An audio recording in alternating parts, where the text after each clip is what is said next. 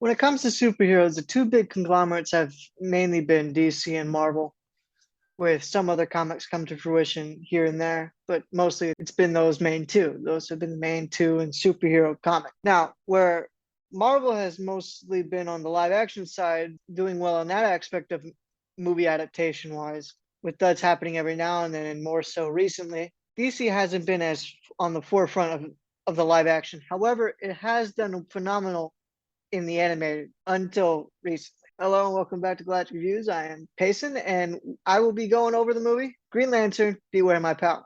Spoilers ahead for that movie. On this Green Lantern movie, it focuses on the Lantern John Stewart and him becoming a Lantern and all that fun stuff. He does run into characters like Green Arrow, Hawkgirl, and Adam Strange and ends up teaming up with them to essentially save the universe. Now, one of the problems that I had with this movie is the animation.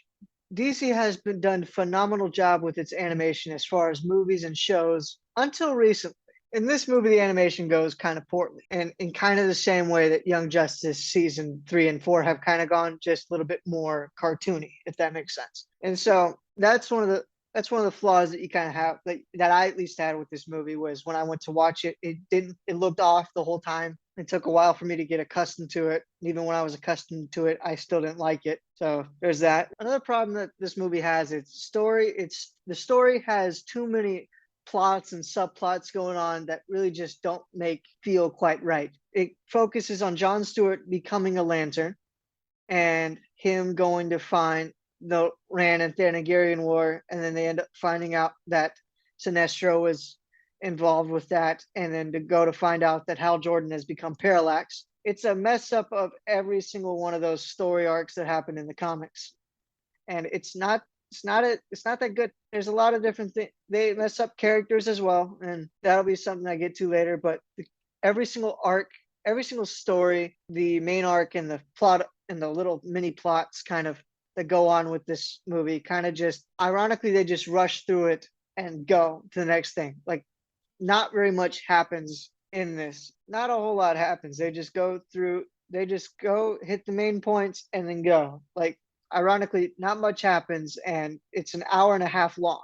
And another problem that this movie has is its characters. Now, I got nothing against the voice actors, but the characters in and of themselves weren't the greatest. John Stewart was an interesting Lantern to choose, considering that I believe this is Kyle Rayner's story arc in which Parallax comes and he has to then take up the ring in order to help the Green Lanterns fight Parallax as their numbers are dwindling. John Stewart gets the ring and it shows that he is the last Lantern, which makes no sense, but oh well to that. And he just never gets a proper character move at all. And it's kindly due to the way that the plot handles him and also with the enlarged cast, in my opinion. And you'll see, and I'll talk about that in a little bit later. But a lot of the cast doesn't get time to shine. The support guy for John Stewart is weirdly enough Green Arrow, which is in the comics known as Hal Jordan's best friend, and they reference it, but they don't ever explain it or show it in the movie. And that's the kind of way that this movie seems to handle things. It just goes ahead and puts in plot points and maybe with one line here or there tell you how it goes, but not really much happens of it. And it's just there for either comic book nostalgia or nostalgia of the shows that came beforehand. And like I said, a lot of different problems with this film concern that it's supposed to just be a film. I don't think it's supposed to have anything in connection with anything else, not that I know of anyway. It only has connection with one thing I know of. However, it's not ever said or explained at all.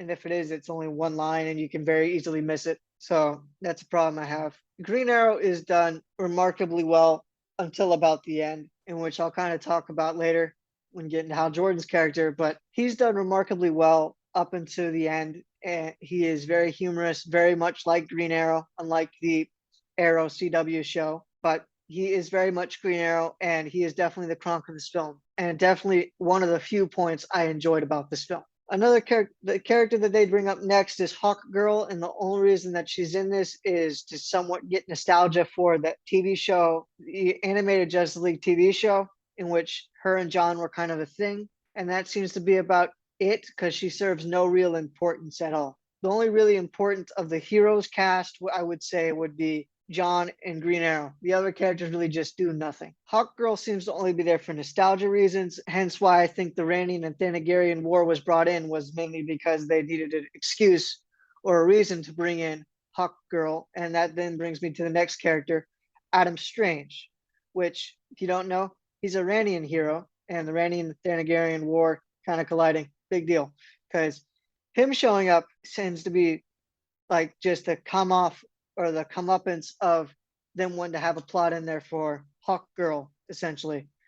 And the reason why I say that it seems to be a plot device in order for them to get Hawkgirl into this, because it really just serves no purpose to the Parallax arc that they seem to be going for. So it just kind of weird. And also, Adam Strange's character, you get the middle of what his character is in this thing with very little explanation. The only explanation you get is like a line here or there. And the reason for this is because they have a 15-minute short somewhere on this Adam Strange's character and his development. And for whatever reason, they also couldn't show that alongside that or alongside this or with this at all, kind of giving you like a reference point or just having him in the beginning before you get to meet John. Something like that would have been helpful. However, they just automatically just throw him in without ever explaining that 15-minute arc or without ever explaining his character and just kind of going, well, we kind of referenced it in the 15-minute arc that you would have seen if you were a true fan, I guess. Like, that's the only thing I can come up with because there's no other real reason as to why